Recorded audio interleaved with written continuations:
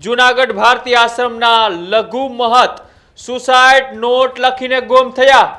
ભારતી આશ્રમના લઘુ મહંત મહાદેવ ભારતી અચાનક ગુમ થયા।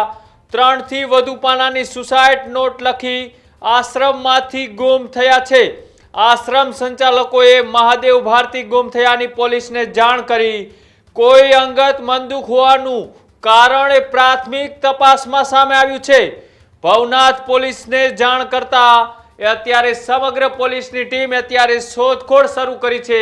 આ મહત્વપૂર્ણ સમાચાર એ જૂનાગઢથી સામે આવી રહ્યા છે કે જ્યાં જૂનાગઢ ભારતી આશ્રમના લઘુ મહંત એ મહાદેવ ભારતી કે જેઓ એ 3 થી 4 પાનાની એક સુસાઇડ નોટ લખી અને ગુમ થયા છે।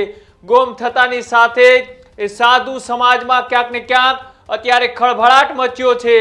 એક બાજુ લીલી પરિક્રમાનો પ્રારંભ એ જૂનાગઢમાં થયો તો બીજી બાજુ એ ભારતી આશ્રમ કે જે લાંબા સમયથી ક્યાંક ને ક્યાંક ચર્ચાઓમાં રહેતા હતા અને એ જ આશ્રમના લઘુ મહંત એટલે મહાદેવ ભારતી અચાનક એ ગુમ થયાની પોલીસને જાણ મળી અને પોલીસની સમગ્ર ટીમ અત્યારે તપાસમાં લાગી ગઈ છે।